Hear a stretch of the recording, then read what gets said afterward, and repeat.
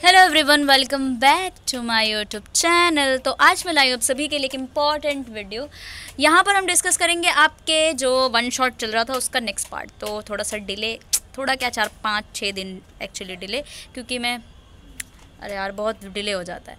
यहाँ से हम पढ़ने वाले हैं लोअर एयरवे से। हमने अपर एयरवे तक आपको पढ़ाया था मैंने कि हमारे पास रेस्पिरेटरी सिस्टम है, हमारे पास अपर एयरवे होती है जहाँ पे आपकी नाक आती है, ठीक है, आई मीन नोज़ आती है जहाँ से आप सांस लेते हो, ठीक है, और सांस में सांस आती है, that is your upper airway, ठीक है। उसके बाद लेरिंग्स वगैरह आपके अपर एयर में आते हैं। आज हम पढ़ने वाले लोअर एयरवे से। तो हम बिना किसी बकवास के स्टार्ट कर देते हैं डायरेक्टली, ठीक है।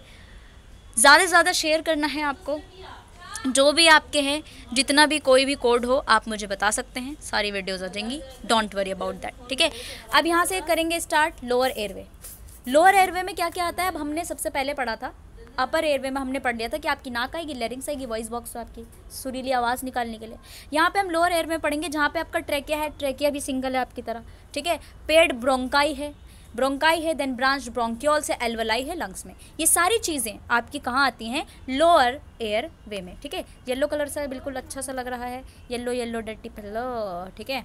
तो ट्रैकिया और विंड पाइप, हम ट्रैकिया को विंड पाइप कहते हैं, वही पाइप जहाँ से आपकी सांसें जाती हैं, ठीक है, वो विंड पाइप है और इसको हम ट्रैकिया बोलते हैं, ठीक है। और ये आपकी क्या होती है, tubular passage way for air and above 5 inches long. कितनी लॉन्ग होती है आपकी ट्रैकिया, विंड पाइप आपकी कितनी लंबी होती है, 5 इंचेस तक होती है। आपको गर्दन आपकी दिखाई देती है छोटी सी, लेकिन 5 इंचेस तक होती है, ठीक है। उसके बाद देखेंगे एंटीरियर पार्ट जो होता है ट्रैकिया का, यानी आप अपनी गर्दन देखोगे, छू के देखो, मान लो ये मैं ट्रैकिया बना रही हूँ और आपकी गर्दन में इस तरीके से मैं ऐसे रिंग्स बना रही हूँ, ठीक है। ये रिंग क्या है, ये 16 से 20 सी शेप की रिंग होती है जिसको हम कार्टिलेजिनस रिंग कहते हैं। आप अपनी गर्दन पे हाथ लगा के देखेंगे तो ऐसे रिंग मतलब कि बोन दिखाई देगा, सही है, ऐसे बोन्स दिखाई देंगी, वो आपकी सी शेप की होती है, आपकी गर्दन में होती है, ठीक है, कार्टिलेजिनस रिंग होती है। पोस्टीरियर पार्ट जो होता है उसमें फिब्रस टिश्यू होती हैं, एक्सटेंड होता है लोअर एंड ऑफ द लेरिंग से लेकर के आपके 2 ब्रोंकाई तक, ब्रोंकस तक, और फिर वही पैसेज आपका लंग्स तक जाता है। तो ये आपका पूरा ट्रैकिया का स्ट्रक्चर मैं आपको बता रही थी। ये आपके होते हैं सी शेप के कार्टिलेजिनस।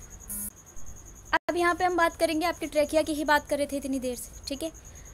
आपका ट्रैकिया वहाँ से जाएगा ब्रोंक्यूल, पास होता हुआ जाएगा, फिब्रस टिश्यू होती है, एक्सटेंड होता है लेरिंग से लेकर, लेरिंग जो है आपकी वॉइस बॉक्स है, वहाँ से ट्रैकिया स्टार्ट होता है उसके लोअर एंड से। यहाँ से स्टार्ट करके आपका आगे ब्रोंकाई, ब्रोंक्यूल और लास्ट में जाके आपका लंग्स, जहाँ से आपके फेफड़े हैं, ठीक है। फेफड़ों में जो दर्द होता है वही फेफड़ा, ठीक है, लंग्स।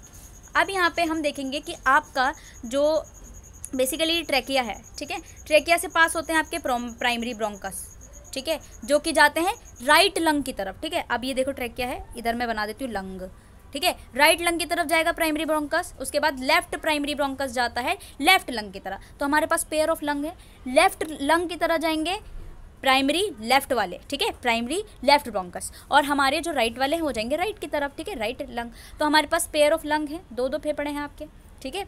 अब देखो क्या होगा, हर एक ब्रोंकाई जो होता है स्मॉलर सेकेंडरी ब्रोंकाई में डिवाइड होता है और उनके पास लोबर ब्रोंकाई होता है, ठीक है। Each lobe of the left और राइट लंग के पास क्या होते हैं, 3 लोब्स होते हैं। अगर मैं बात करूं आपके राइट लंग के पास, ठीक है, राइट लंग के पास क्या होती है, अब मैंने बनाया, देखो ये वाला स्ट्रक्चर है, ये आपकी ट्रैकिया आ रही है, ट्रैकिया के बाद ये लंग है, ये भी लंग है, ठीक है, लंग। इस लंग में आपके राइट वाले लंग के 3 ऐसे लोब्स होते हैं, ट्राइलोब्स, 3 लोब होते हैं, ठीक है। ये लोबर ब्रोंकाई जो होते हैं उसके अंदर बहुत सारी ब्रांचिंग होती है, स्मॉलर ब्रांचिंग, उन ब्रांचिंग को हम टर्शरी ब्रोंकाई कहेंगे। फर्दर डिवाइड हो जाएगा ब्रोंक्यूल्स में। हम इसका स्ट्रक्चर देखते हैं ताकि आपको समझ में आए, ठीक है। लेट्स देखो, ये स्ट्रक्चर है, हमने स्ट्रक्चर देखा, ये आपका समझ लो, ये वाला आपका क्या है, लेफ्ट नहीं बल्कि राइट लंग। इस लंग में क्या होते हैं आपके, इस तरीके से लंग्स होते हैं। इस लंग्स के बाद सबसे पहले जो होता है प्राइमरी, इस तरीके से जाएगा प्राइमरी ब्रोंक्यूल, सेकेंडरी ब्रोंक्यूल, और ऐसे ऐसे और कनेक्शन आएंगे, टर्शरी ब्रोंक्यूल्स, और लास्ट में जाके वो ब्रोंक्यूल्स बन जाएगा। उसके बाद आपके पास एक बैग लाइक स्ट्रक्चर आएगा जिसको हम एल्वेलाई कहते हैं, जहाँ पे एक्चुअल डिफ्यूजन होता है, ठीक है। नाउ और उसके बाद क्या बोल रहे हैं हम, अब टर्मिनल ब्रोंक्यूल्स बन गए, अब लास्ट में आएंगे और फिर दोबारा से वो एल्वेलाई में चले जाएंगे। टर्मिनल ब्रोंक्यूल्स जो होते हैं वो आपका, उनके पास कई सारे ब्रोंक्यूल्स होते हैं, कई सारे ब्रोंक्यूल्स। उसके बाद एक अंधा बोरा होता है, ठीक है, अंधा बोरा यानी ब्लाइंड सेक्ट की तरह एक स्ट्रक्चर होता है जिसको हम एल्वेलाई कहते हैं, जहाँ पे basically actual exchange of respiratory gases take place, सही है। उसके बाद ब्रोंकियल ट्री बन जाती, इस तरीके से आपका लंग्स का पूरा स्ट्रक्चर बनता हुआ।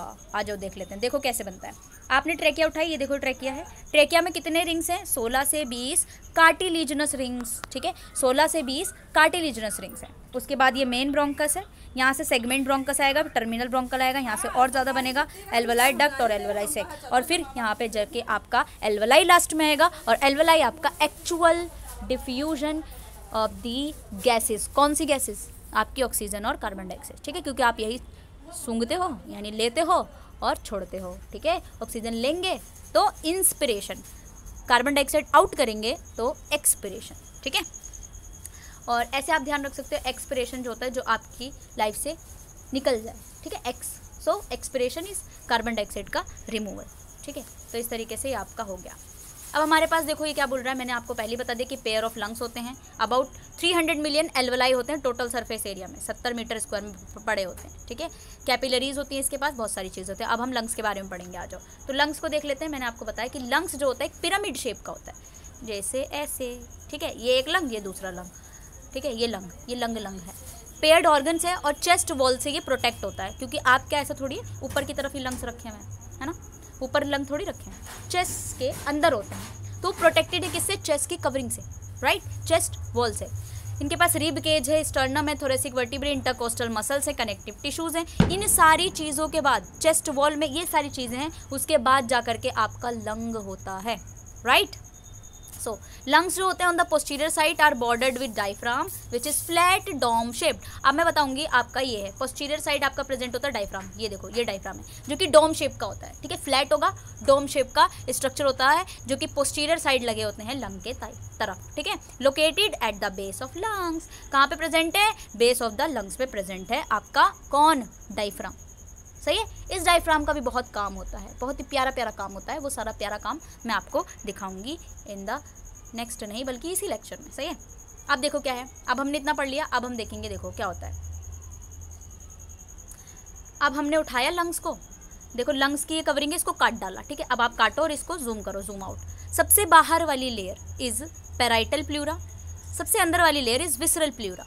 पेराइटल प्लूरा और विसरल प्लूरा के अंदर भरा होता है फ्लूइड, उस फ्लूइड का नाम होता है विसरल फ्लूइड, पेराइटल फ्लूइड, ठीक है, जो कि क्या करता है? Reduce the surface area for absorption, ठीक है, increase the surface area for absorption. अब ये चेस्ट वॉल भी आपको मैं दिखा सकती हूँ, इसमें क्या क्या होता है। रिब केज होती है, रिब जो होती है आपकी पसलियाँ, जो पतले लोगों में तो ऐसी हाथ मारो दिख जाती पसलियाँ, ठीक है, ऐसे महसूस हो जाता है उन पसलियों में।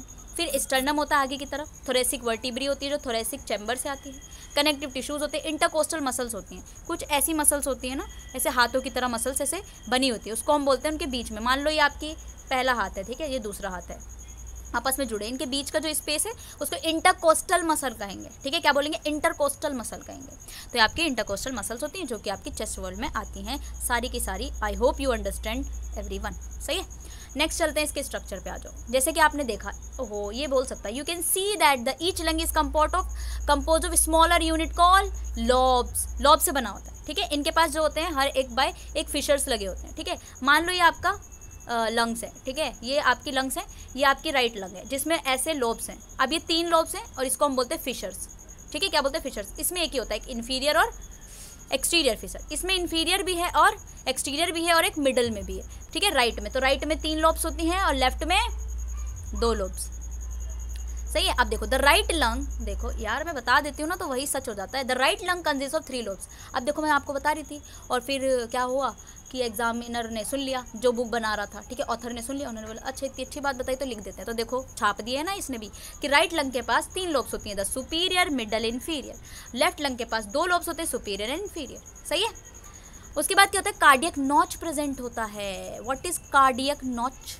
अभी मैं आपको बताती हूँ what is cardiac notch, which is form of an indentation of the surface of left lung is present and is allow the space for the heart. Cardiac notch क्या होता है? मैं बताती हूँ। यहाँ पे प्रेजेंट होता है आपके दोनों लंग्स के बीच में एक छोटी सी जगह जिसको हम बोलते हैं कार्डियक नॉच। इसी कार्डियक नॉच में आपका प्रेजेंट होता है दिल, ठीक है, हार्ट, सही है। ये प्रेजेंट होता है कार्डियक नॉच में, छोटी सी जगह। इसी जगह पे आपके लंग्स के बीचों बीच प्रेजेंट होता है हार्ट, ठीक है, जो कि इनवॉलेंट्री होता है, यानी जो आपकी नहीं सुनता, ठीक है। तो heart is involuntary in nature. सही है, I hope you understand everyone. ठीक है, नेक्स्ट में देखो क्या होगा, कार्डियक नोच के बारे में मैंने आपको बता दिया। नाउ नेक्स्ट आगे चलते हैं। अब मैंने आपको बताया, अभी मैंने आपको डायग्राम में बताया था कि लंग्स जो होते हैं कवर्ड होते हैं एक थिन मेम्ब्रेन से। जो बाहर की कवरिंग होती है उसको बोलते हैं visceral pleura and enclose by another membrane is parietal pleura, जो मैंने अभी आपको दिखाया था। इंटरफेस होता है इन प्लूरा के बीच में, स्मूथ ग्लाइडिंग होती है, expand in the chest. Air जो होता है एंटर करेगा जब विसरल एंड पेराइटल प्लूरा, ठीक है, in case of either trauma, surgery या रप्चर या group of alveoli causing condition on pneumothorax. इसको छोड़ दो, बस आपको इतना पता होना चाहिए कि सबसे पहले जो होता है ऊपर की साइड वो होती है parietal visceral pleura and parietal pleura. ठीक है, दो मेम्ब्रेन से कवर्ड होती है आपकी लंग्स।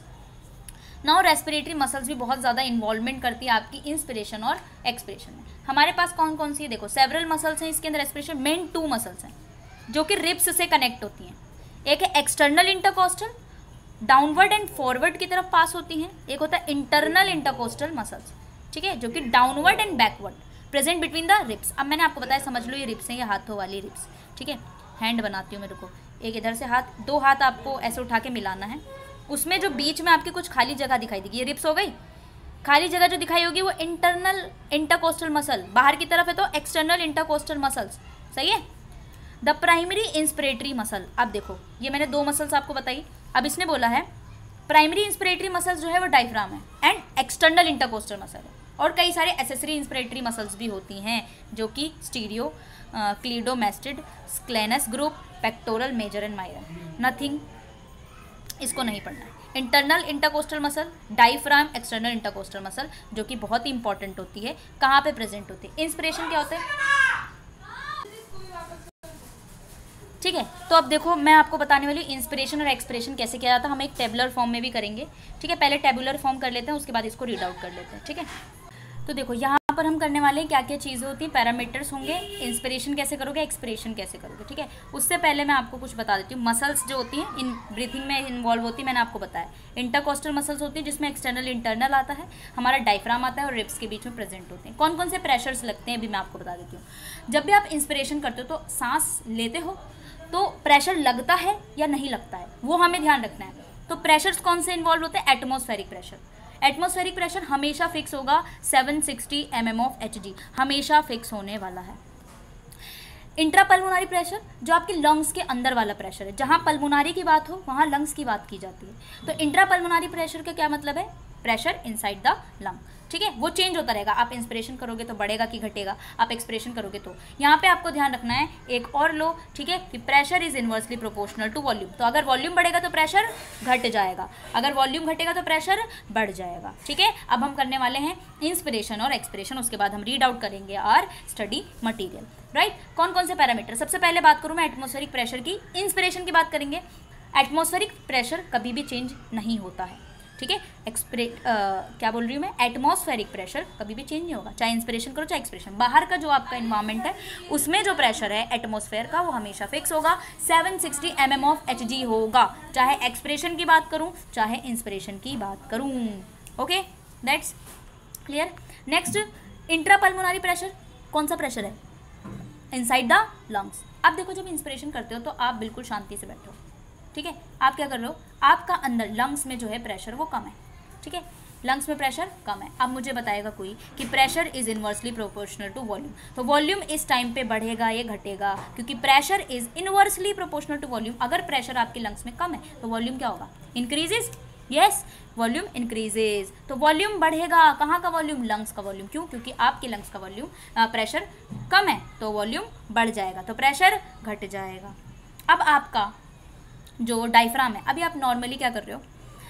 बिल्कुल फ्लैट था, अब डोम शेप का था, क्योंकि मैंने आपको बताया था कि डायफ्राम जो होता है नॉर्मली डोम शेप का होता है।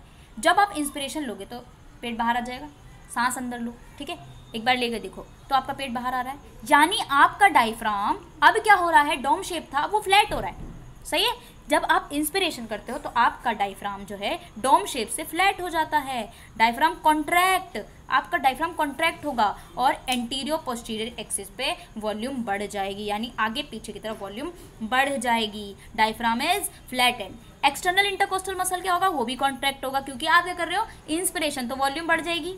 एक्टिव है या पैसिव है, आपकी ये इंस्पिरेशन एक एक्टिव प्रोसेस है, तो वॉल्यूम बढ़ने से प्रेशर कम होगा और एयर इंस या आउट, एयर इन, और आपका एयर फ्लो अंदर की तरफ, यानी आप इंस्पिरेशन कर रहे हो। I hope you understand guys. अगर आपको नहीं समझ में आ रहा है तो आप मुझे कमेंट कर सकते हैं। नेक्स्ट मैं दोबारा आपको बता देती हूँ एक्सपिरेशन।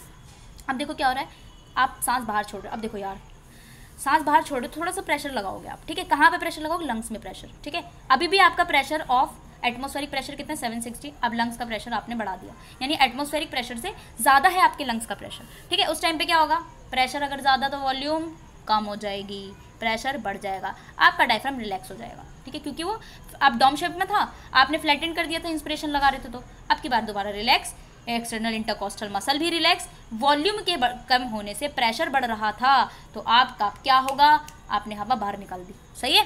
तो दैट इज योर एक्सपिरेशन और ये आपका पैसिव प्रोसेस बनता हुआ। I hope you understand. Now let's read your study material, ठीक है, सही है। अब यहाँ पे हम रीड करेंगे, थोड़ा जल्दी पढ़ेंगे, मैं आपको थोड़ा डिटेल में पढ़ा रही थी ताकि समझ में आ जाए, ठीक है। इंस्पिरेशन क्या होता है, बेसिकली एक एक्टिव प्रोसेस है जिसमें प्राइमरी इंस्पिरेटरी मसल्स जो होते हैं, एक्सटर्नल इंटरकोस्टल मसल्स, डायफ्राम जो होते हैं, कहाँ पे प्रेजेंट होते हैं, लंग्स में। जब आप नॉर्मल एक्सपिरेशन करते हैं, पैसिव प्रोसेस है, कब होता है, जब आपका लंग एंड सरफेस टेंशन बढ़ जाता है और कई सारे मसल्स जो होते हैं फोर्सफुल एक्सपिरेशन देते हैं, जिसमें इंटरनल कोस्टल मसल्स आते हैं और सब कोस्टल एब्डोमिनल मसल्स आते हैं। दोनों प्रोसेस में प्रेशर जो होता है with in the chest cavity में चेंजेस आते रहते हैं। रेस्पिरेटरी मसल्स जो होती हैं, change the size and thoracic cavity change हो जाता है। तो इसमें इतनी सी बात बताई, इतनी सी बात है और हमारा एक्सपिरेशन और इंस्पिरेशन खत्म हो गया यहाँ पे, ठीक है। नाउ पल्मोनरी वेंटिलेशन, जो मैंने अभी आपको पढ़ाया ना, ये वही है पल्मोनरी वेंटिलेशन।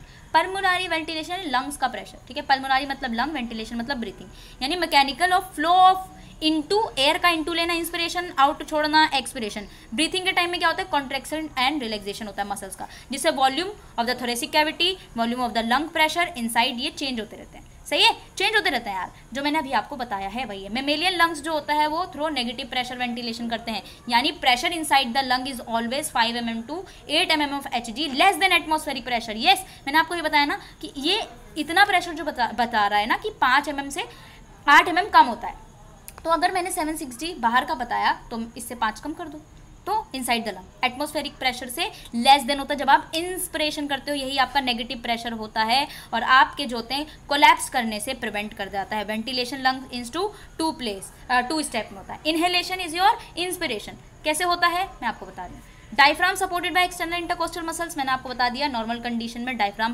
प्राइमरी ड्राइवर होता है, इनहेल होता है। जब ये कॉन्ट्रैक्ट करता है इंटरकोस्टल मसल भी कॉन्ट्रैक्ट कर जाती हैं, स्टर्नम एंड रिब्स भी एलिवेट कर जाती हैं, रिब केज एक्सपैंड हो जाता है और आपका एब्डोमेन डाउनवर्ड हो जाता है, जिससे लार्जर थोरेसिक वॉल्यूम हो जाता है। मैंने आपको बताया ना कि वॉल्यूम बढ़ गया क्योंकि प्रेशर कम है इनसाइड द लंग, सही है।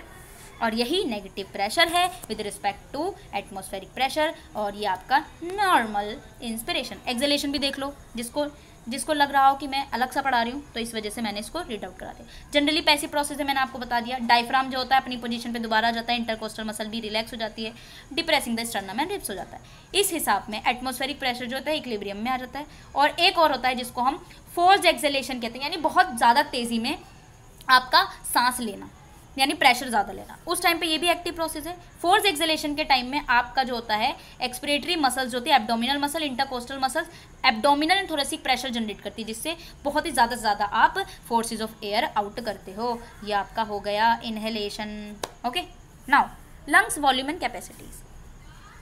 क्या है lungs volume and capacities? Now we are discuss about from this table. आ जाओ, यहाँ से हमारे पास वॉल्यूम और कैपेसिटीज़ होती है, जिसमें हम ध्यान रखते हैं कि आपके पल्मोनरी वॉल्यूम क्या है, कैपेसिटी क्या है, ठीक है।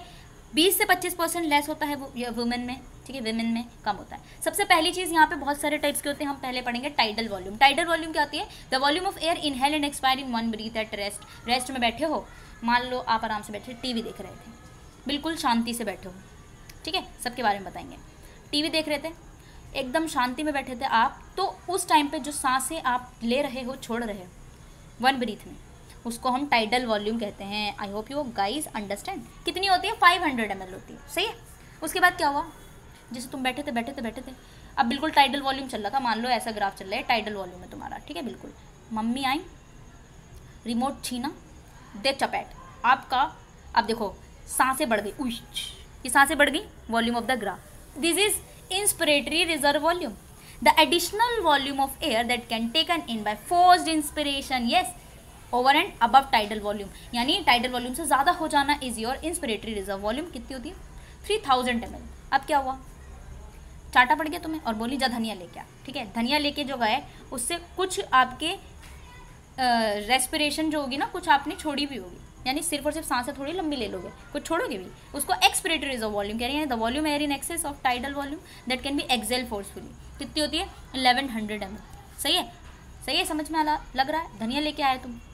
उसके बाद रेजिडुअल वॉल्यूम क्या होता है? The volume of air which remains in the lungs after maximum expiration. ऐसा वॉल्यूम जो हमेशा की हमेशा किसी काम का नहीं है, वो क्या है? Residual volume. हमेशा आपके लंग्स में रह जाता है, कभी बाहर नहीं निकलेगा। कौन है?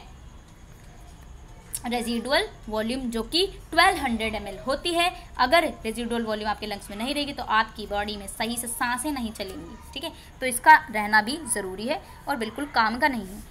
वाइटल कैपेसिटी क्या होती है? Sum of inspiratory reserve volume, tidal volume, expiratory reserve volume. इन तीनों को एक साथ जब हम प्लस कर देते हैं तो आपका वाइटल कैपेसिटी बन जाता है, जो कि 4600 ml की होती है। फिर होती है आपकी इंस्पिरेटरी कैपेसिटी, जिसमें आप टाइडल वॉल्यूम जोड़ना है भाई, और इंस्पिरेटरी रिजर्व वॉल्यूम को जोड़ दोगे तो इंस्पिरेटरी कैपेसिटी हो जाएगी। टोटल लंग कैपेसिटी क्या होती है? आपको tidal volume, inspiratory, residual volume, ERV, expiratory reserve volume, सबको टोटल कर दो, आ जाएगा आपका what? 5800 ml is your total lung capacity. अब देखो क्या होता है? No matter how hard one try to, lungs are never empty of air, there is still about 1200 ml of air left in it. वो होती है रेजिडुअल वॉल्यूम, ठीक है। After expiration if lung were empty completely, lung surface will stick together, energy required inflate them huge, ठीक है। क्या बोल रहा है ये? बोल रहा है भाई अगर रेजिडुअल वॉल्यूम नहीं होता आपकी बॉडी में, आपके लंग्स में कुछ 1200 ml की जो रेजिडुअल वॉल्यूम, वो रहना ज़रूरी है। अगर ये हुआ तो आपकी एल्वलाई जो होगी चिपक जाएगी। अब चिपक गई तो कैसे सांस लोगे ना, मर जाओगे। तो सांसों को सांस कैसे देंगे आप, ठीक है। तो दैट इज सो ये आपकी कैपेसिटी। अब हम देखेंगे गैसियस एक्सचेंज किस तरीके से होता है एल्वलाई में, ठीक है। यार बड़े बड़े चैप्टर, क्योंकि आपको पता है ह्यूमन फिजियो जो आपने पढ़ी होगी वो काफ़ी बड़े बड़े चैप्टर को रखती है, ठीक है। तो अभी तो हमारे पास ट्रांसपोर्ट, ओहो अभी काफ़ी कुछ है यार किस तरीके से होता है। तो मैं इसको शॉर्ट में पढ़ा रही हूँ क्योंकि वी हैव हम कर रहे हैं क्या? हम कर रहे हैं 1 शॉट। 22 मिनट हो चुके हैं भाई इसी चैप्टर पे अभी। मेजर फंक्शन क्या होता है लंग्स का? गैसियस एक्सचेंज करना। कहाँ पे? Oxygen rich and deoxygenated blood के बीच में क्या करना? ऑक्सीजन को ट्रांसपोर्ट करना। भाई कहाँ से लाओगे ऑक्सीजन? ऑक्सीजनेटेड ब्लड से, डीऑक्सीजनेटेड ब्लड सबने पढ़ा होगा, ठीक है। आरबीसी क्या है आपका? एरिथ्रोसाइट रेड ब्लड सेल्स होते हैं जिसमें रेस्पिरेटरी ट्रैक है, ऑक्सीजनेटेड ब्लड भरा हुआ है। अब यहाँ पे आपका गैसेस एक्सचेंज कैसे होगा वो मैं आपको समझाने वाली हूँ। इसमें कई सारे कैपिलरी नेटवर्क है, एल्वेलार लोब्यूल्स होते हैं, आर्टरिया होती है, सारे इन सारी चीज़ों को समझाते हुए इस डायग्राम से हम समझेंगे, ठीक है। एक डायग्राम मैं बताती हूँ जिसमें से मैं आपको अच्छे से समझाती हूँ। पल्मोनरी वेन और ये ऑक्सीजनेटेड डीऑक्सीजनेटेड ब्लड का क्या सीन है यहाँ पे, सही है। अब हुआ क्या, जो यहाँ पे आपको ये सारी चीज़ें दिख रही है ना, ये पार्शियल प्रेशर ऑफ ऑक्सीजन। मैंने आपको पहले भी पार्शियल प्रेशर के बारे में बताया था। What is partial pressure? आपके पास पूरा गैस का मिक्सचर है, उसमें से एक एक गैस को उठाओ, उसका प्रेशर चेक करो, तो that is partial pressure of individual gases, right. तो पार्शियल प्रेशर होता है। तो अब हम यहाँ से पढ़ेंगे यार किस तरीके से गैसेस एक्सचेंज होता है। अब देखो क्या हुआ, ऐसा क्यों गर हुआ, ठीक है। आ जाओ, मैं भी नहीं जानती क्यों हुआ। आ जाओ, एटमॉस्फेरिक प्रेशर। मैंने आपको, मान लो एटमॉस्फेयर में आपका एयर है, ठीक है। ऑक्सीजन कितना होता है एटमॉस्फेयर में? 159 mm। हमने mm ऑफ Hg में निकालना सीखा था इससे पहले वाले लेक्चर में। जिसने मिस कर दिया है उसका 1 शॉट का पहला पार्ट वो ज़रूर देखें। ये 1 शॉट है भाई, तो इसको जल्दी जल्दी ही करना होगा। Why are you guys late, सही है। अब देखो क्या है मेरे पास, मैं एक काम करती हूँ, पहले नोट से बता देती हूँ, उसके बाद हम इसको रीड आउट कर लेंगे, जल्दी जल्दी तो हो जाएगा, ठीक है। एटमॉस्फेरिक एयर मैं आपको बता देती हूँ। This one diagram is just for you guys, ठीक है। आ जाओ, तो दिस वन एटमॉस्फेयर में अब देखो क्या होता है, हमारे एटमॉस्फेयर में क्या है जो हमें चाहिए, हमारे एटमॉस्फेयर में है ऑक्सीजन, जो कौन लेगा, मेरा लंग्स लेंगे, ठीक है। ऑक्सीजन आ रही है एटमॉस्फेयर से, partial pressure of oxygen 159 mm of Hg है, partial pressure of CO2 atmosphere में कितना है 0.03 mm ऑफ Hg, जब आप एटमॉस्फेयर की बात करो। अब हम क्या लेंगे, पार्शियल प्रेशर ऑफ ऑक्सीजन ज़्यादा है तो मैं ऑक्सीजन ले लूँ क्या, तो ऑक्सीजन ले लेगा मेरा lungs. Partial pressure of oxygen जैसे ही लंग्स में आएगा कुछ ना कुछ लीक भी तो हो जाएगा यार, ह्यूमिडिफिकेशन से लीक हो जाएंगे। बाकी कितना बचेगा 104 mm ऑफ Hg बचेगा, जो मेरी लंग्स को मुझे दिया गया है। अब ऑक्सीजन आई और ब्लड में मिली, ठीक है, इसको मैंने क्या बोला, ऑक्सीजनेटेड ब्लड, सही है। यहाँ पे कौन सी वेन है जो ऑक्सीजनेटेड ब्लड लाएगी, यहाँ पे ध्यान रखना, ऑक्सीजनेटेड ब्लड पल्मोनरी वेन लेके आएगी, ठीक है। दिल में और रेस्पिरेशन में, दिल और सांसों में बहुत ही गैप है, डिफरेंस है।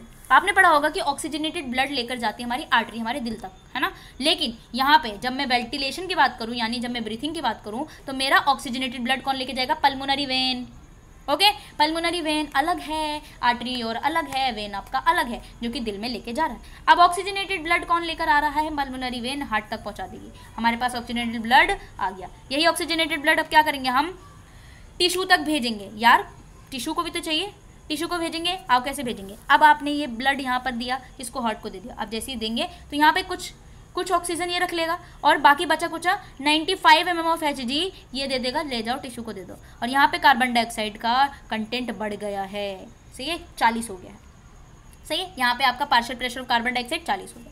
अब टिश्यू को देगा, अब टिश्यू जो होगा, जो हमारे पास और आगे जाएगा, वेना कावा वगैरह आएंगे, अब टिश्यू कुछ ले लेगा और यहाँ से टिश्यू में से क्या आएंगी मेरे पास, कार्बन डाइऑक्साइड इसके पास आएगी और ये लेके जाएगा वेना कावा। डीऑक्सीजनेटेड ब्लड आ चुका है क्योंकि कार्बन डाइऑक्साइड दे दिया, किसने दे दिया, टिश्यूज ने दे दिया। अब हम हार्ट तक ले जा रहे हैं डीऑक्सीजनेटेड ब्लड, कौन लाएगा, पल्मोनरी आर्टरी, है ना, pulmonary artery deoxygenated blood lungs को देगा। अब लंग्स के पास डीऑक्सीजनेटेड ब्लड आ गया है, क्या करूँ, मुझे डीऑक्सीजनेटेड ब्लड नहीं चाहिए तो मैं क्या करूँगी, एटमॉस्फेयर को फेंक दूंगी, ले जा ले जा ले जा ले जा ले जा। यहाँ पे आपको ध्यान रखना है कि जब आप डीऑक्सीजनेटेड ब्लड फेंकते हो तो यहाँ पे partial pressure carbon dioxide 45 mm of Hg रहता है और ऑक्सीजन कम हो गई क्योंकि ये यहाँ पर डीऑक्सीजनेटेड ब्लड आ चुका है, right. This your double circulation भी हम इसको बोलते हैं और पल्मोनरी सर्कुलेशन भी इसे बोलते हैं। I hope you understand guys कि क्या था ये, ठीक है। नेक्स्ट में चलते हैं, ये आपका था, जैसे मैंने आपको बताया कि एटमॉस्फेयर में हमारे पास पार्शियल प्रेशर ऑक्सीजन 159 था जब आप एटमॉस्फेयर से लंग्स की तरफ भेज रहे थे, लंग्स में भेजते ही 104 हो गया, उसका ऑक्सीजनेटेड बचा 95, डीऑक्सीजनेटेड होते 40 हो जाएगा और उसके बाद टिश्यू ने भेजा 40। कार्बन डाइऑक्साइड पहले कम था, उसके बाद जैसे ही एल्वेलर एयर आएगी तो उस टाइम पे 40, फिर भी 40, उसके बाद डीऑक्सीजनेटेड ब्लड होते ही इसका 45 हो जाएगा और यही 45 टिश्यू लंग्स के पास भेजेगी और लंग्स बाहर निकाल देगा। आई होप यू अंडरस्टैंड, ठीक है। उसके बाद हमें पढ़ना है ट्रांसपोर्ट ऑफ ऑक्सीजन। मैं ये चैप्टर यहाँ से करा रही हूँ ताकि आप लोगों को मैं वहाँ से रीड आउट करा दूँ, ठीक है, ताकि लेट हो जाएंगे वरना। अब देखो ट्रांसपोर्ट ऑफ ऑक्सीजन, हमें ऑक्सीजन को भेजना है, कहाँ भेजना है यार, कहाँ भेजें, लंग्स को भेजेंगे, ठीक है, ऑक्सीजन भेजना है। फिर ट्रांसपोर्ट ऑफ कार्बन डाइऑक्साइड किस तरीके से आप ट्रांसपोर्ट करते हो। सबसे पहले इंट्रोडक्शन की बात करें तो हीमोग्लोबिन बात करें, जो कि हीमोग्लोबिन आपका एक ऑक्सीजन कंटेनिंग पिगमेंट होता है, यस और नो, सबको पता होगा। ऑक्सीजन जो है बेसिकली आपके, मैं बात करूं अगर आपके हीमोग्लोबिन के स्ट्रक्चर, उसके पास 4 Fe+ होते हैं और उनके चारों तरफ लगे होते हैं ऑक्सीजन, यानी 4 ऑक्सीजन बाइंड करते हैं एक हीमोग्लोबिन के और रिवर्सिबली बाइंड करते हैं, ठीक है। आप देखो अगर हीमोग्लोबिन ऑक्सीजन से रिएक्ट करता है तो ऑक्सी हीमोग्लोबिन बनाता है भाई, अगर हीमोग्लोबिन कार्बन मोनोक्साइड के साथ रिएक्ट करता है तो कार्बोक्सी हीमोग्लोबिन बनाता है, कार्बन डाइऑक्साइड के करता है तो कार्बामीनो हीमोग्लोबिन बनाता है, आपको ध्यान रखना है। अब देखो क्या हुआ, कार्बन मोनोऑक्साइड बहुत पॉइजनस होता है बेसिकली, हमें ऑक्सीजन की अगर डेफिशिएंसी हो जाए तो उसको हाइपोक्सिया कहते हैं और ये स्टेबल कंपाउंड होता है आयरन के साथ बना करके, कौन, कार्बन मोनोऑक्साइड। तो हमें बेसिकली ऑक्सीजन का ट्रांसपोर्ट और कार्बन डाइऑक्साइड का ट्रांसपोर्ट ही करना होता है, ठीक है। ये आपका ऑक्सीजन हो गया। उसके बाद चलते हैं कैसे ट्रांसपोर्ट हुआ। अब देखो क्या हुआ, ये मेरे पास एल्वेलाई है, कौन सी एल्वेलाई, जहाँ पे एक्चुअल डिफ्यूजन ऑफ गैसेज होता है।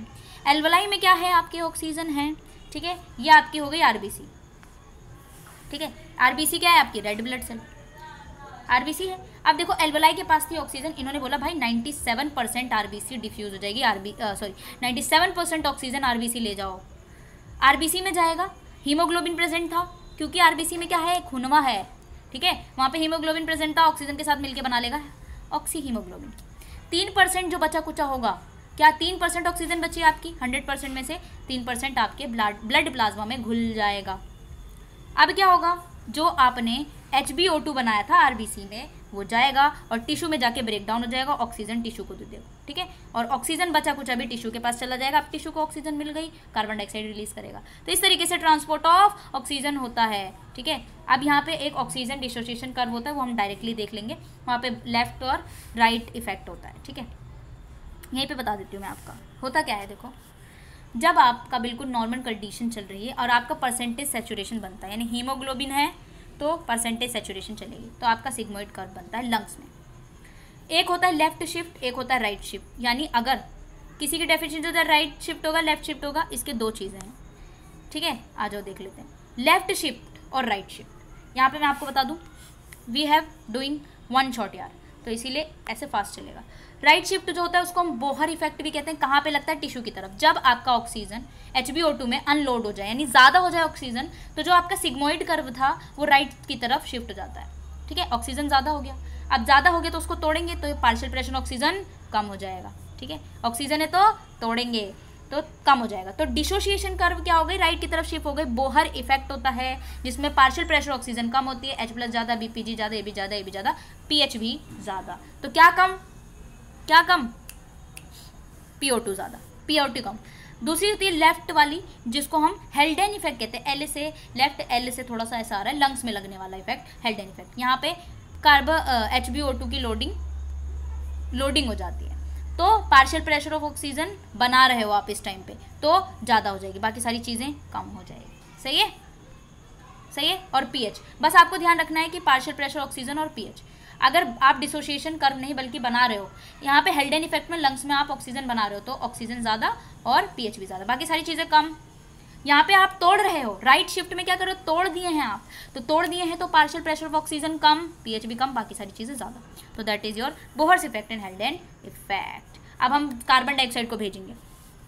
अब जैसे कि मैंने आपको बताया कि जब हम ऑक्सीजन का ट्रांसपोर्ट करे थे उस टाइम पे 97% आपका ऑक्सीजन जाता है RBC के पास, 3% ब्लड प्लाज्मा में घुलता है। इसी तरीके से कार्बन डाइऑक्साइड भी है ना, उसको बुरा लग जाएगा।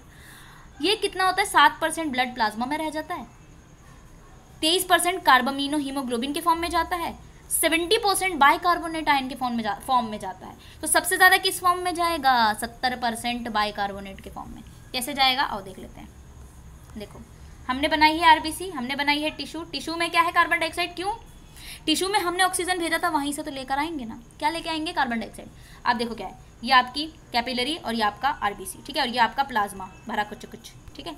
अब क्या होगा, टिश्यू ने भेजा 7% कार्बन डाइऑक्साइड प्लाज्मा में घुल गया, टिश्यू ने भेजा 23% जो कि RBC में जाएगा। RBC बोलेगा हाँ मेरे पास HbO2 पहले से है, कौन बना के गया था, ऑक्सीजन, इसको ब्रेक करेंगे, Hb+O2 में ब्रेक कर देंगे, ठीक है। अब क्या हुआ, Hb फ्री हो गया, यहाँ पे Hb क्या है, हीमोग्लोबिन। अब ऑक्सीजन यहाँ पे आपका ये Hb फ्री हो गया और ऑक्सीजन को मैंने दोबारा भेज दिया किसको, टिश्यू को, कि टिश्यू को ऑक्सीजन चाहिए, मुझे कार्बन डाइऑक्साइड दे दो। 70% बाइकार्बोनेट के फॉर्म में आएगा, ठीक है, 70% बाइकार्बोनेट। अब ये जो आपका Hb आया है वो CO2 हम भेजेंगे ना, तो ये HbCO2 बना लेगा ना आपका HbCO2। अब यही CO2 हम भेजेंगे और ये वाटर के साथ मिल करके बना लेगा बाइकार्बोनेट। बाइकार्बोनेट कितने परसेंट, 70% बाइकार्बोनेट। किसके साथ मिलकर बनना है, पानी के साथ और कार्बन डाइऑक्साइड के साथ। कौन सा एंजाइम लगे, कार्बोनिक डी एनहाइड्रेज, इसको हम तोड़ेंगे कार्बोनिक एनहाइड्रेज से, और H+ और बाइकार्बोनेट आयन टूटेगा। H+ अब आपकी बॉडी में यानी RBC में ज़्यादा हो गया, ठीक है, और बाइकार्बोनेट को हम बाहर फेंक देंगे। हमने बाइकार्बोनेट को बाहर फेंका और बाहर प्रेजेंट था Na, ठीक है, उसने उसके साथ मिल करके बना लिया NaHCO3।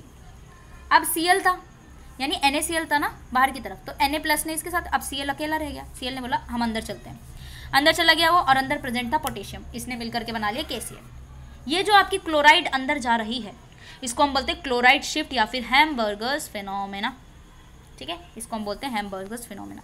I hope you understand the transport of दोनों गैसेस। अब हम इसको रीड आउट करके ख़त्म करते हैं, ठीक है। अब आ जाओ, मैंने आपको सेम चीज़ यही बताई थी, बस इसमें वैल्यूज थोड़ी चेंज है।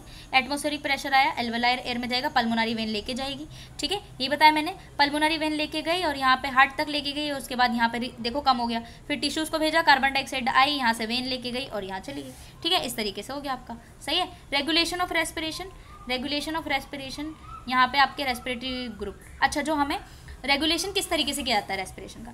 हमारे पास जो होते हैं रेस्पिरेटरी ग्रुप होते हैं, एक डोर्सल रेस्पिरेटरी ग्रुप जो कि मेड्यूला में होता है और एक वेंट्रल, दो ग्रुप्स पोन्स में होते हैं जिसको पोंटाइन रेस्पिरेटरी ग्रुप कहते हैं। यानी अगर आप सांस ले रहे हो तो हमारे पास एक नीमोटॉक्सिक सेंटर होता है जो कि पोन्स में प्रेजेंट है और एपनियोटिक सेंटर होता है पोन्स में प्रेजेंट है। कीमो रिसेप्टर प्रेजेंट है, आपको जब सांस लेते हो आप रेस्पिरेटरी सेंटर होता है आपका मेडुला, तो आपके ब्रेन तक पहुंचता है कि भाई मुझे सांस लेनी है, और यही सिग्नल जाती है जो कि हार्ट और डायफ्राम तक पहुंचाती है, दैट इज योर ब्लड वगैरह। ठीक है, अब यहाँ पर मैंने आपको दिखाया कि ट्रांसपोर्ट ऑफ गैसेस किस तरीके से करना है। रेस्पिरेटरी पिगमेंट्स होते हैं हमारे पास, हीमोग्लोबिन है, हीमोग्लोबिन का मैंने आपको स्ट्रक्चर बताया किस तरीके से होता है हीमोग्लोबिन का स्ट्रक्चर। अब यहाँ पे देखो ऑक्सी हीमोग्लोबिन क्या है, अगर हीमोग्लोबिन ऑक्सीजन से बाइंड कर दिया तो डीऑक्सी अगर इससे बाइंड कर दिया तो ऑक्सीजन बाइंड कर रहा है तो उसको मियोग्लोबिन कहते हैं। ठीक है, मियोग्लोबिन जो होता है वो स्टेरेटेड मसल्स में पाया जाता है जो कि एक मॉलिक्यूल ऑफ ऑक्सीजन से बाइंड करेगा, सिर्फ एक मॉलिक्यूल से बाइंड करा तो मियोग्लोबिन, उसका स्ट्रक्चर यहाँ पे दिया हुआ है। अब यहाँ पे देखो ना, आपका हीमोग्लोबिन है, यहाँ पे बीटा चेन है और 4 Fe+2 लगे हुए हैं, 4 ऑक्सीजन भी लगे हुए हैं, राइट। ऑक्सीजन ट्रांसपोर्ट किस तरीके से होता है, T और R स्टेट होते हैं।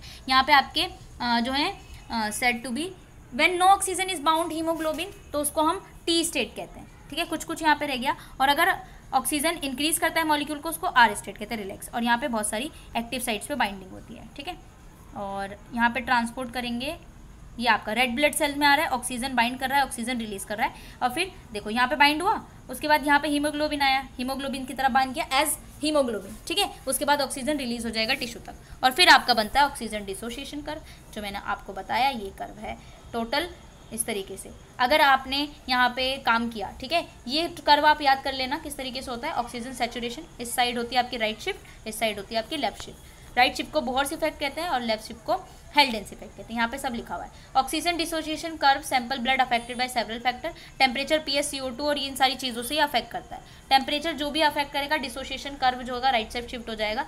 पीएच जो होगा वो भी, इसको हम बोहर्स इफेक्ट कहते हैं। ठीक है, अगर पीएच कम हो गया और PO2 भी कम हो गया तो राइट की तरफ शिफ्ट हो जाएगा, उसको बोहर्स इफेक्ट कहते हैं। ठीक है, result to Bohr's effect. Carbon dioxide का क्या होगा, यहाँ पे कम हो जाएगा। ठीक है, कम हो गया तो उसके बाद नेक्स्ट हमारा लेफ्ट शिफ्ट, ये देखो लेफ्ट शिफ्ट भी है, मैंने आपको बताया था टेम्परेचर डिक्रीज हो जाना, ये लेफ्ट और राइट शिफ्ट। तो लेफ्ट और राइट शिफ्ट है, उसका एक और नाम मैंने आपको बताया है हेल्डेंस इफेक्ट। ठीक है, कार्बन डाइऑक्साइड ट्रांसपोर्ट कैसे होता है, देखो एक तो बेसिकली होता है डिजोल्व कार्बन डाइऑक्साइड जो कि 8% या 7% उसमें वो है, 25% नियरली या फिर 23% आपका एक हीमोग्लोबिन, कार्बोमिनो हीमोग्लोबिन की फॉर्म में होता है, बाकी सारा बचा कुचा आपका बाइकार्बोनेट की फॉर्म में होता है। सही है, सारी चीज़ें लिखी हुई है बचा कुचा। ठीक है, इस तरीके से डिफ्यूजन होता है। अब देखो इसने बोला ना कि आपका कार्बन डाइऑक्साइड वाटर मिला के बाइकार्बोनेट बनता है, और इसको बनाने के लिए कौन है, कार्बोनिक एनहाइड्रेज, फिर इसको तोड़ेंगे कार्बोनिक एनहाइड्रेज। ठीक है, जैसे ही आपका ये टूटेगा H+ रिलीज हो जाएगा, Cl अंदर फेंकेंगे, उसको क्लोराइड शिफ्ट कहेंगे। ठीक है, that is enough for you guys, I hope you understand. ये सारी रिएक्शन दी हुई है और आपका ये खत्म हो गया। रिवर्स क्लोराइड शिफ्ट भी मैं बता देती हूँ, अगर वापस से जो हमने जो चीज़ें करी क्लोराइड को अंदर भेजा वो वापस आ जाएगा तो उसको रिवर्स क्लोराइड शिफ्ट कहते हैं। I hope you understand. ये चैप्टर आपका डन हो गया। Next chapter now start. थोड़ा जल्दी जल्दी इसलिए पढ़ा रही हूँ मैं यार, ताकि आप लोगों का भी थोड़ा वो हो जाए। ठीक है, आ जाओ नेक्स्ट पे चलते हैं। इसमें हमें क्या पढ़ना है, इस चैप्टर में हमको पढ़ना है कंपोजिशन ऑफ ब्लड। आपको ब्लड में क्या क्या होता है, हीमोस्टेटिक मैकेनिज्म, प्राइमरी होम्योस्टेसिस क्या होती है, और सेकेंडरी क्या है, फिब्रिनोलिसिस क्या होती है, उसके बाद plan of circulatory system animal, heart उसका structure complete, cardiac output, cardiac cycle, सारी चीज़ें मैं कराऊंगी, कुछ भी नहीं छोड़ूंगी यार। तो यार इसमें लग रहा है 3 ही चैप्टर हो पाए यार, समझ में काफ़ी मतलब वन शॉट कराना इसका मुश्किल हो रहा है। ठीक है, अब देखो क्या होता है भाई, हमको चाहिए ऐसा सिस्टम जिससे हम nutrients, waste product, respiratory gas सबका ट्रांसपोर्ट कर सकें। उसके लिए हमको चाहिए कार्डियोवास्कुलर सिस्टम, जो हमारे पास होता है, बॉडी फ्लूइड होती है, हमारे पास ब्लड होती है, लिम्फ होती है, इन सबके बीच में हमारा रेस्पिरेटरी चेंजेस होती हैं। तो रेस्पिरेटरी चेंजेस हम पढ़कर आ गए हैं और यहाँ पे हमें कार्डियोवास्कुलर। अब कंपोजिशन ऑफ बॉडी फ्लूइड, अब फ्लूइड में क्या है हमारे पास, एक तो होता है भाई इंट्रासेलुलर फ्लूइड। ठीक है, फ्लूइड आउटसाइड द सेल, अगर फ्लूइड इनसाइड द सेल है, हमारी बॉडी फ्लूइड बांटी हुई 2 फ्लूइड में, इंट्रासेलुलर अगर inside the cell fluid present है, अगर आउटसाइड प्रेजेंट है तो एक्स्ट्रा सेलुलर फ्लूइड। ठीक है,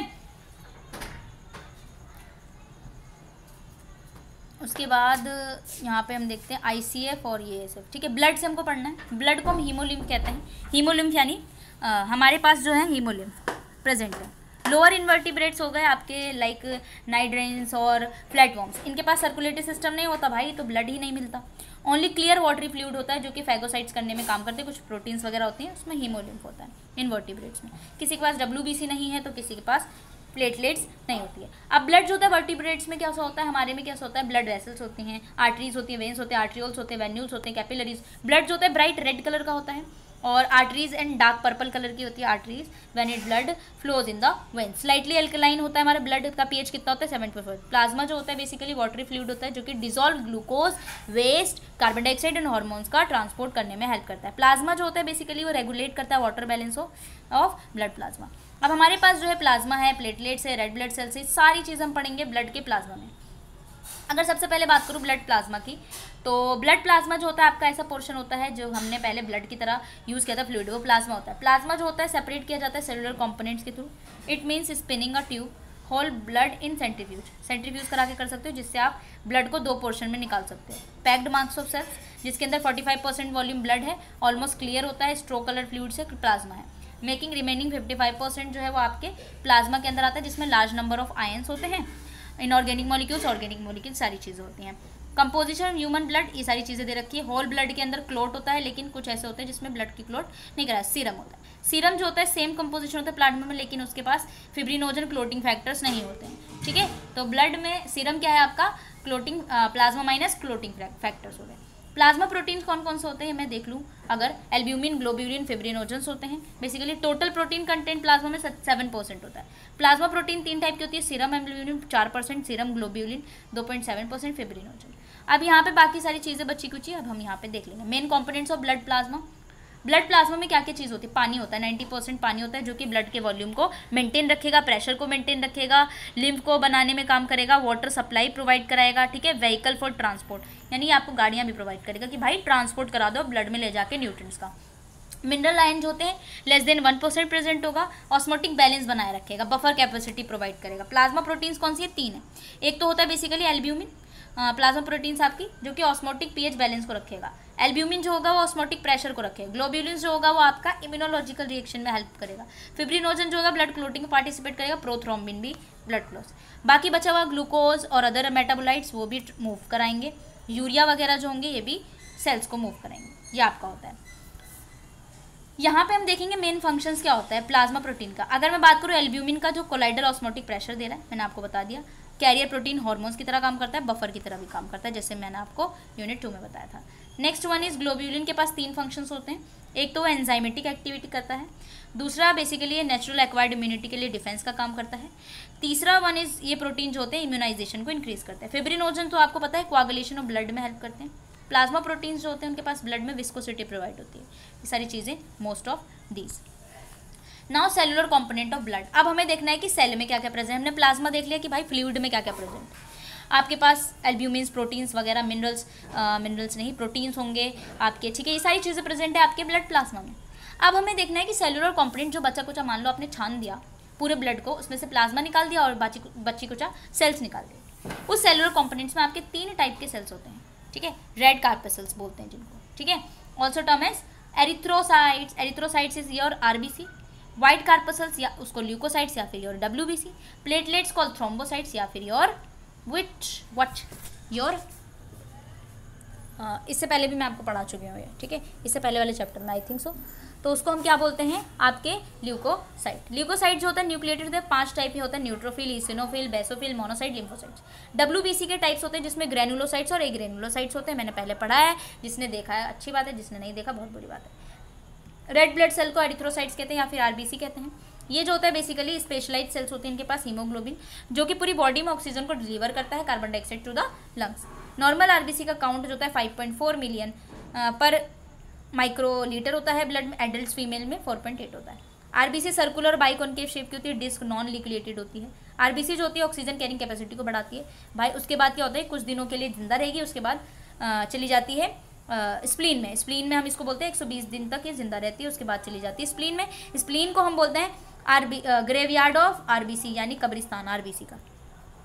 ठीक है, यूनिट 2 में आप पढ़ चुके हो। वाइट ब्लड सेल्स जो होते हैं जिसको ल्यूकोसाइट्स कहते हैं, अगर मैं बात करूँ तो मेनली इम्यून रिस्पॉन्स वगैरह में जनरेट करते हैं। ह्यूमंस में होता है 4000 से 11000 mm3। ठीक है, ये 2 टाइप के होते हैं बेसिकली, एग्रेनुलोसाइट, ग्रेनुलोसाइट्स। ठीक है, एग्रेनुलोसाइट्स ऐसे होते हैं जिसके अंदर आपके लिम्फोसाइट, मोनोसाइट्स आते हैं। ग्रेनुलोसाइट्स आपके न्यूट्रोफिल, एसिनोफिल और बेसोफिल्स आते हैं। पहले पढ़ा चुकी हूँ, बार बार बता रही हूँ। ठीक है, ये तो छोड़ना चाहिए था यार, ताकि आपका और वन शॉट हो जाए। एग्रेनुलोसाइट्स में ऐसे होंगे जो आपको ग्रेनुल्स नहीं देखने को मिलेंगे। इसमें लिम्फोसाइट्स आते हैं। लिम्फोसाइट्स में दो टाइप होता है, B lymphocyte, T lymphocyte. B lymphocytes कहाँ बनते हैं? बोन मैरो में। टी लिम्फोसाइट्स आपके बोन मैरो में बनते हैं, लेकिन मैच्योर थाइमस में होते हैं। अबाउट आपके 25% न्यू लिम्फोसाइट्स जो होते हैं वो आपके बोन मैरो में रह जाते हैं, बाकी सारे चले जाते हैं। सबसे पहला जो होता है लार्जेस्ट टाइप का ल्यूकोसाइट्स, वो आपका एग्रेनुलोसाइट्स में वो होता है आपका मोनोसाइट। मोनोसाइट जो होते हैं इसके अंदर आपका प्राइमरी फिनोटाइपिक रिसेप्टर्स वगैरह प्रेजेंट होते हैं। Now granulocytes. ग्रेनुलोसाइट्स आपके होते हैं ऐसे जिसके अंदर पीएमएनएल पाए जाते हैं, जो कि वही सारे वेरियस शेप एंड साइजेस के होते हैं। Neutrophil, eosinophil, basophils. ग्रेनुलोसाइट्स के अंदर आपके कलर्स होते हैं इस तरीके से। आपका एरिथ्रोसाइट्स, ये पूरी टेबल आपको पढ़ लेनी है। इससे पहले वाले लेक्चर में मैंने करा दिया, तो भाई सबको देखना है। शेप्स वगैरह सब करा रखा है मैंने, ठीक है। प्लेटलेट्स भी हम कर चुके हैं। स्टेम सेल से ब्लड किस तरीके से निकलता है। आपका हीमोटोपोइटिक स्टेम सेल होता है, वहीं से आपके डॉटर सेल्स और सारी बाकी चीज़ें निकलती हैं, ठीक है।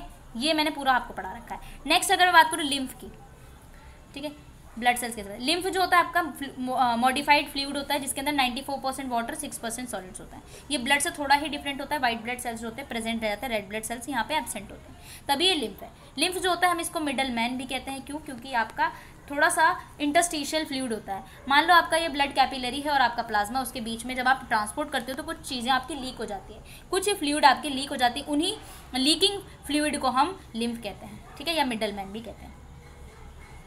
एक अब हम यहाँ पे पढ़ने वाले हैं हीमोस्टैटिक मैकेनिज्म। थोड़ा फास्ट है क्योंकि आप पढ़ रहे हो, ठीक है। क्या पढ़ रहे हो? हीमोस्टैटिक मैकेनिज्म क्या होता है? बेसिकली जब हमें हर्ट हो जाता है, कोई हमें दिल का दर्द दे जाए, ठीक है, दिल का दर्द दे दिया, ठीक है, या फिर हमारा फिंगर कट हो जाए, या ब्लड जो है वो फ्लो करना स्टार्ट कर दे, but within a few minute bleeding stop हो जाती है। तो हीमोस्टेसिस का मतलब है भाई, ब्लड एंड स्टेसिस मीनिंग का मतलब स्टॉपिंग, अपने आप एक body normal physiological response provide करता है, जिससे आपकी स्टॉपिंग ब्लड जो होती है वो रुक जाती है, ठीक है। अगर आपका स्टॉपिंग ऑफ द ब्लीडिंग नहीं हो रही तो आपको हीमोरेज हो सकता है, इंजरी, जब आप नॉर्मल ब्लड फ्लो आपका होता है सर्कुलेशन में टाइम। लार्जर ब्लड वेसल्स होती है, सारी चीज़ें हमें पड़ती है, उसको हीमोस्टैटिक मैकेनिज्म कहते हैं। अपनी मर्जी से आपने ब्लड को रोक दिया है। कैसे होता है? आपका ब्लड समझ लो आपका डैमेज हो गया, ये देख रहे हो आप, मैकेनिज्म ऑफ हीमोरेज। अब क्या हुआ? ब्रोकन वेसल्स आपकी टूट गई हैं, यहाँ से क्लोटिंग फैक्टर्स निकलते हैं, जिसके अंदर होता है प्रोथ्रोम्बिन। यही प्रोथ्रोम्बिन थ्रोम्बिन में चेंज करता है, जो कि कौन करा रहा है? Clotting factors.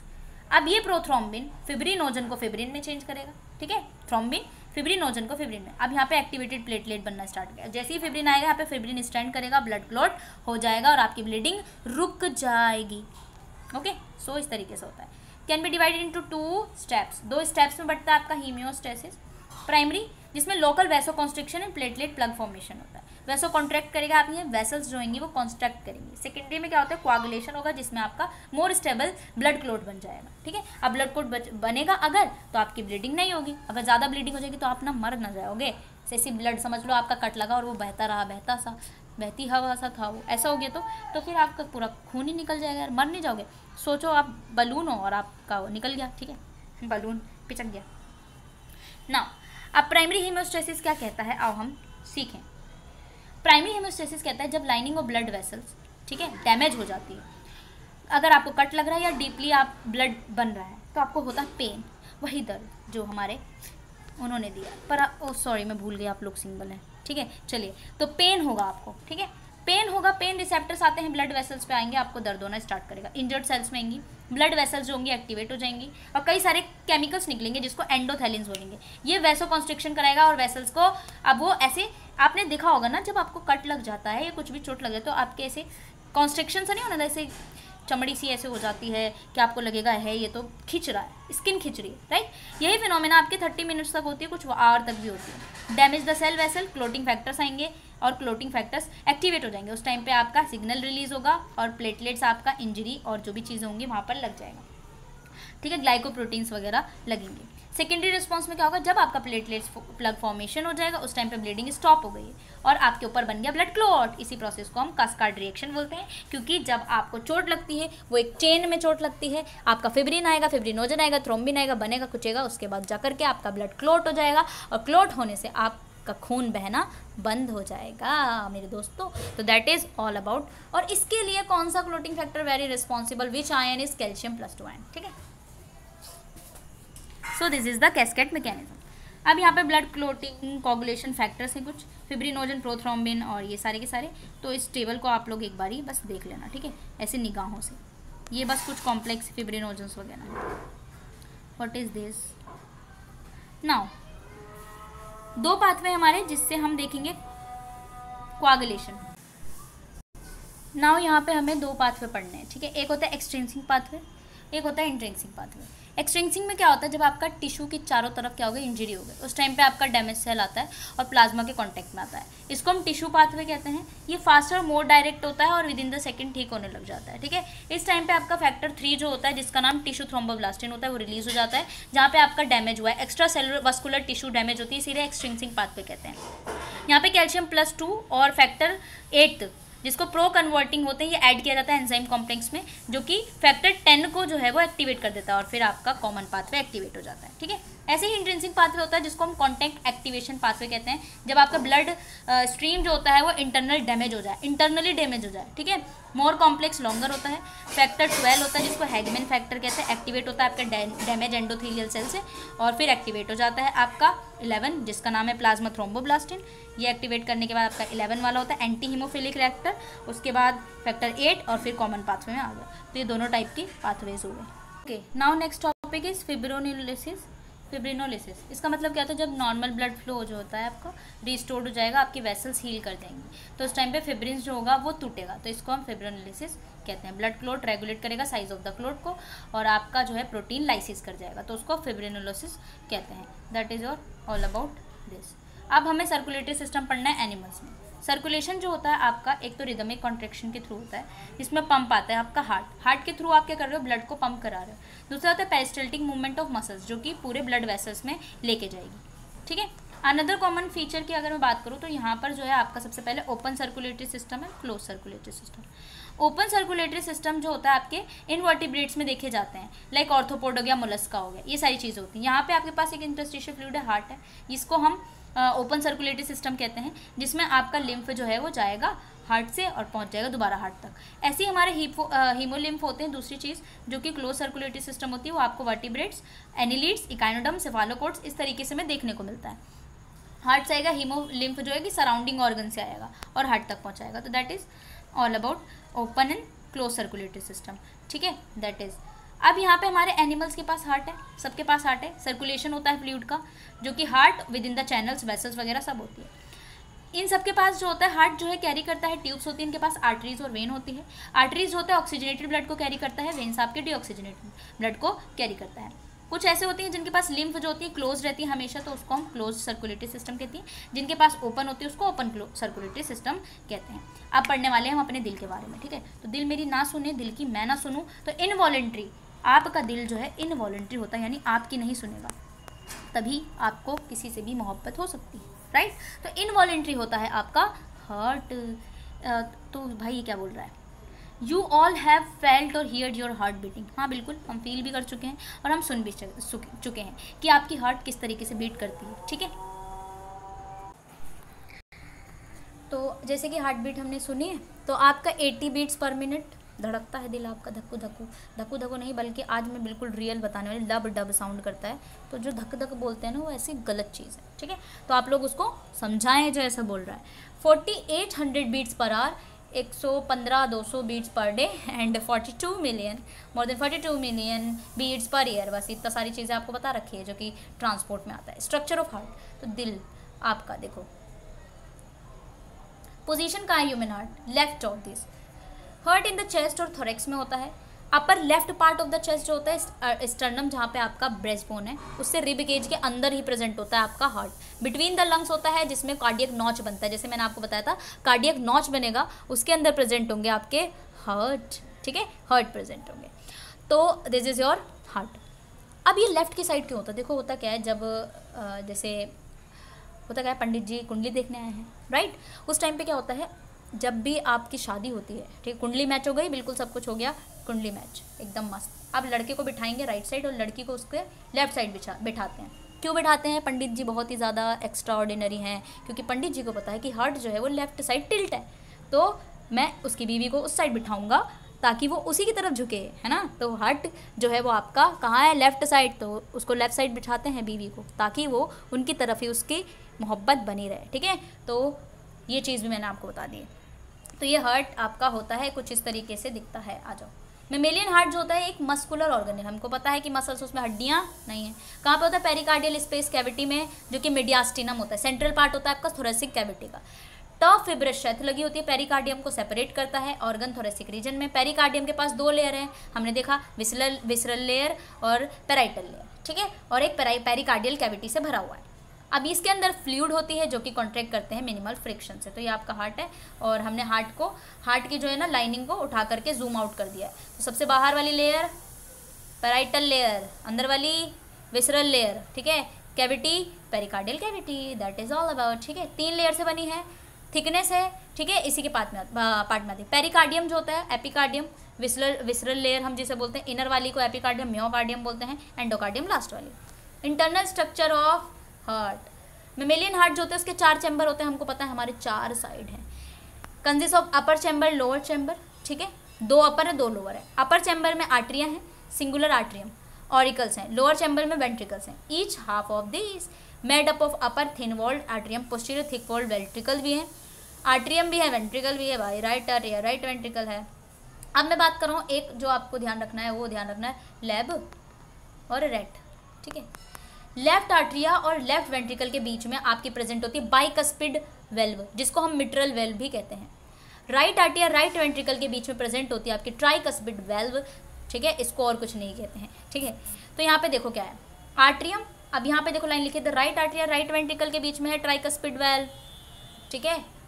Left atria left ventricle के बीच में bicuspid valve, also known as mitral valve. 2 sets of valve हैं, इनको मिला करके आर्ट्रियोवेंट्रिकुलर वेल्व कहते हैं। अनदर सेट ऑफ वेल्व है, उसको सेमिलुनार वेल्व कहते हैं, जो कि हार्ट में प्रेजेंट होता है। यही रीजन है जहाँ पे पल्मोनरी आर्टरी और right ventricle pulmonary semilunar valve वगैरह आती है। एओर्टा, आपको बहुत कुछ ऐसा लग रहा होगा कि क्या क्या बकरियों में, ठीक है, तो अब यही बकरियों यार। तो यहाँ पे क्या प्रेजेंट है, एओर्टा है जो आपकी लंग से आ रही है, लेफ्ट आर्ट्रिया लेफ्ट वेंट्रिकल के बीच में tricuspid valve, right atria right ventricle के बीच में bicuspid valve, also known as mitral valve. Blood flow कैसे होता है, ठीक है, आओ ब्लड फ्लो पढ़ते हैं यार। उसके बाद यार अब की जो इसके बाद वाला लेक्चर होगा ना, पार्ट 3 सबसे खींचने वाला लेक्चर होगा, क्योंकि बात ये है ना कि आपके एनिमल फिजियो में बहुत कुछ समझाने को होता है, इस वजह से ये थोड़ा सा ऐसे लॉन्ग सा हो रहा है, ठीक है। 2 चैप्टर ही हो पा रहे हैं यार। चलो आ जाओ, यू ऑलरेडी फैमिलियर, यूनिट 2 में ऑक्सीजनेटेड ब्लड आपने पढ़ा है, डीऑक्सीजन ब्लड, उसको हम क्या बोलते हैं, सिस्टमेटिक सर्कुलेशन। डीऑक्सीजनेटेड ब्लड जो होता है हार्ट से सिस्टमेटिक सर्कुलेशन के थ्रू ले जाते हैं, उसके बाद दोबारा बॉटम ऑफ द बॉडी ले जाते हैं। ब्लू कलर का होता है आपका आर्टरिया वेंट्रिकल। ट्राइकस्पिड वेल्व हमने बता दिया, पल्मोनरी आर्टरी बता दी, ठीक है। ये पूरा आपका हार्ट है, ठीक है। तो आपका जो इस तरीके से बनाते हो ना, ये ऐसा नहीं होता हार्ट, सही है, ऐसा होता है भाई। ये आपकी पल्मोनरी वेंटिलेशन है, जैसे मैंने आपको ह्यूमन हार्ट का बताया था ना, वही है, पंपिंग वगैरह होती है, सही है। हमारे पास जो होते हैं ना कार्डियक साइकिल पढ़ना है, आपका डायस्टॉल और सिस्टॉल होती है। इनिशिएशन और हार्ट बीट, कैसे आपका इनिशिएशन होता है, कार्डियक साइकिल कैसे चलती है। जब आपकी बॉडी में इलेक्ट्रिकल सिग्नल आती है, वो स्टार्ट होती है एक रीजन से जिसको हम बोलते हैं पेसमेकर, ठीक है। दूसरा होता है पेसमेकर जो कि स्पॉन्टेनियस एक्टिविटी को जनरेट करने के लिए होता है, उसका नाम है एसए नोड। एसए नोड आपका पेसमेकर है जो कि आपके हार्ट बीट को ठीक तरीके से रखता है। हमारा हार्ट जो होता है वो म्योजेनिक होता है, यानी मसल से भरा होता है। ऑटो रिदमिसिटी, हमारे इनके पास सेल्स होते हैं ताकि कार्डियक मसल सेल का रिदम बना रहे, वरना आपका एक बार लब होगा तो लब लब लब हो जाएगा, एक बार डब होगा डब डब डब हो जाएगा, तो गलत हो जाएगा, लब डब करना है, ठीक है। तो दिस इज योर रिदम। हमारे पास और भी है कंडक्शन सिस्टम से, 4 हार्ट चैम्बर्स हैं हमारे पास, जिनमें 2 आर्टरी 2 वेंट्रिकल्स हैं। इसके अंदर हमारे मेन कंपोनेंट्स भी कार्डियक कंडक्शन कराने के लिए एसए नोड है, आर्ट्रियोवेंट्रिकल नोड है, एवी नोड है, बंडल ऑफ हीज है और पुर्किंजी फाइबर्स हैं, ये सारी चीज़ें हैं। Sino atrial node is the pacemaker of the heart which initiate the electrical impulse. Spontaneous electrical impulse जो होता है बेसिकली वो आपका गैप जंक्शन के थ्रू ही जाता है और चला जाता है कॉन्ट्रैक्शन होने के बाद, ठीक है। बंडल ऑफ हीज पुर्किंजी फाइबर ये आपका, ठीक है। बंडल ऑफ हीज आया और उसके बाद ये इस तरीके से हार्ट के अंदर होता है Purkinje fibre, SA node, AV node, सारा आपको देखना है गैप जंक्शन और कैसे कॉन्ट्रैक्शन हो रहा है, कैसे रिलैक्सेशन हो रहा है हार्ट का, ठीक है। कॉन्ट्रैक्ट करता हुआ फूल जाएगा ना, रिलैक्स करेगा तो ऐसा हो जाएगा, ठीक है। कार्डियक आउटपुट क्या होती है, हमें देखना होता है कि कितने पल्स रेट वगैरह देखने के लिए हम कार्डियक हार्ट बीट फ्रीक्वेंसी देखते हैं, पल्स रेट या फिर ये सारी चीज़ें, ठीक है। कितने मिनट में कितनी बार धड़क रहा है उसको हम कार्डियक आउटपुट कहते हैं। Volume of blood ejected left ventricle contraction होता है जिसको हम स्ट्रोक वॉल्यूम कहते हैं। तो कार्डियक आउटपुट क्या होती है, हार्ट रेट जो है आपकी इंटू स्ट्रोक वॉल्यूम कर दो, आपका कार्डियक आउटपुट निकल जाएगा, ठीक है, 5 लीटर का। ब्लड वेसल्स, 2 टाइप की मेन ब्लड वेसल है, आर्टरीज और वेन्स, ठीक है। इनके बीच में डिफरेंस आपको ज़रूर देखना है, ज़रूर, question is arising from this, ठीक है। ये चैप्टर खत्म कर दूँ यार। आर्टरीज जो होती हैं, मुझे लगा टेबल है बट नहीं है, आ जाओ। आर्टरीज जो होती हैं basically except the pulmonary artery carry oxygenated blood. अब इसने एक्सेप्ट द पल्मोनरी आर्टरी क्यों कहा है? क्योंकि मैंने आपको बताया कि पल्मोनरी आर्टरी डीऑक्सीजनेटेड ब्लड लाती हैं।